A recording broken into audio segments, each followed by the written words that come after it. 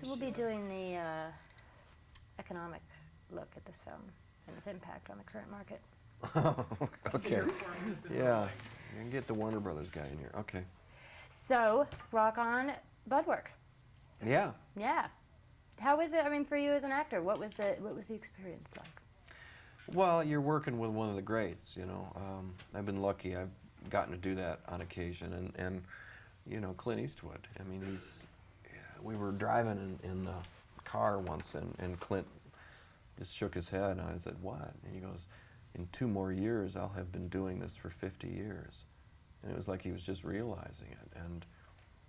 And not only to have done it that long, not to age him, but to still be passionate about it and to still care about and love making movies like he does. And that's what his set is. I mean, not only do you learn a lot as an actor and a director, but he still loves making movies. He loves picking the next shot. He loves, you know, making this little sequence work, and that was a ball. And he loves turning the wheel when you're going to run into... And then there's that too. Yeah, I almost killed him, but he lived, you know, because, you know, I was doing a side mirror and I'm floating out and he grabs the wheel and boom, and then a phew, semi goes by and I'm like going, I almost killed Clint Eastwood, you know. Uppy. Uppy. Yeah, you know, these things happen.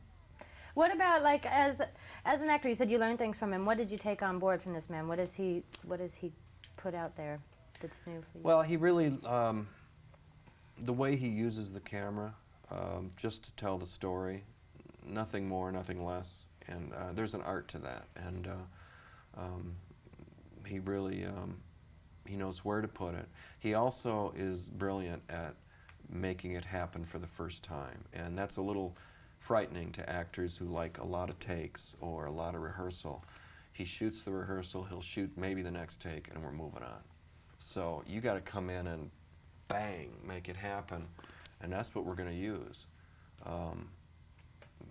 And it's not like, oh, I can do it better and let me do it 6 times. It's I want it to happen for the first time, and that's what you do, and that's what he wants, and that's what you give him, and then you walk away. It's really kind of a freeing, kind of exciting way to work. So is it sort of like the actor's nightmare when you walk into the play that you haven't been in and boom, you just have one chance to do it?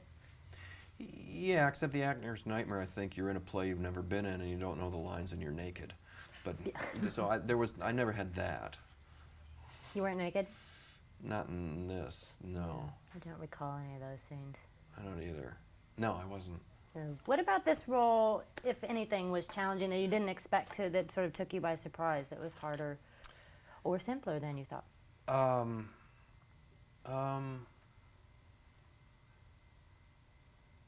Annoying Clint.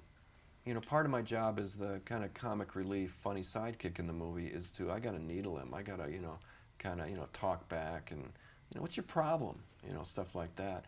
And it's Dirty Harry, you know. I mean, when he looks at you, you think, you know, oh yeah, keep running your mouth, you know. And and you just go, you know, shoot me, just shoot me. But you gotta get past that and keep going, huh? You know. So that took a day or two to kind of just go, look, just forget the fact that, you know, he could do that. And he's, you know, it was kind of fun. I mean, in a lot of ways, you know, he was in a thriller and I was in a comedy. And it was kind of this kind of fun kind of conflict that was throughout the film. So the awe factor had to be slightly sluiced. Yeah, but you get over that, you know. Mm-hmm. And you're there to do a job and kind of come through for him. So I immediately dropped to that, you know. Okay. You did an admirable job. Thank you. Absolutely.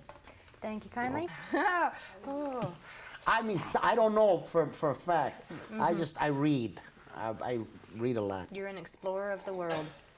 I am. I'm a man of the world, a traveler, a studier of the human condition. As you did in this fine feature. Did you like it? I did. I like mysteries. Really yeah, I do too. I always have liked Agatha Christie. I like to read. You know, sometimes when I'm reading a book and I figure it out, like if I really have a hunch, right around 50, 60, 70 pages, I peek in the back, and if I'm right, I stop reading it, and I think I'm smarter than the writer. But in this one, you don't really know. As a matter of fact, you know, I could be the killer.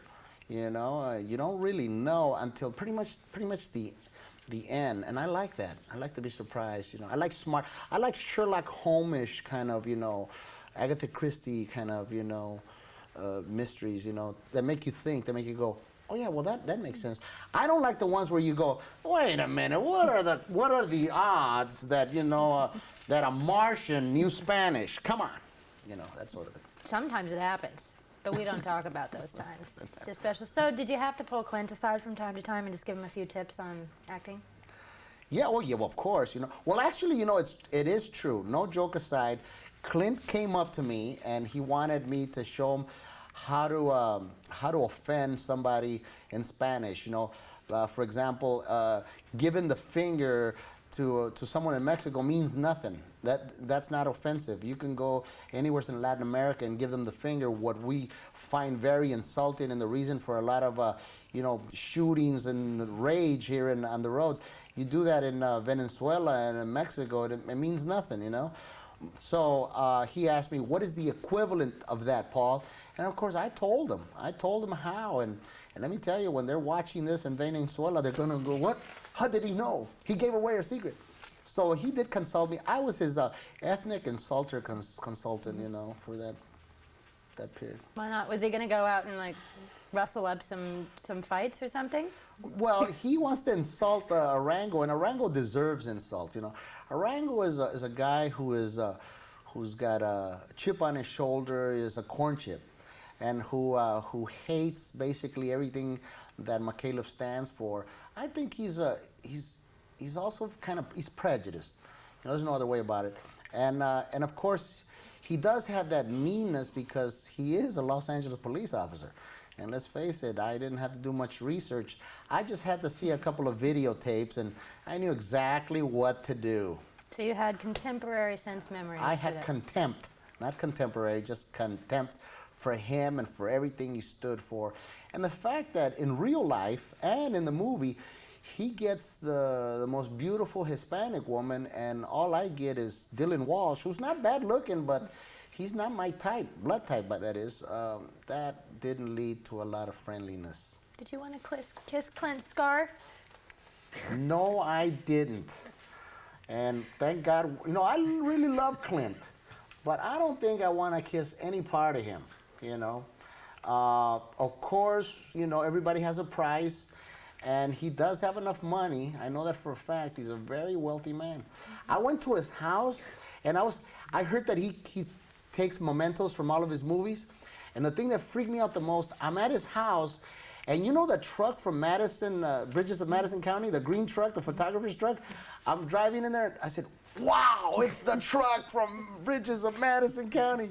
And his wife tells me, oh, he keeps everything. So you walk through his house, and it's like Planet Hollywood, but the real thing, you know. You go, oh man, look at that. That's the hat from The Good, the Bad, and the Ugly. That's this, and the pants, and the.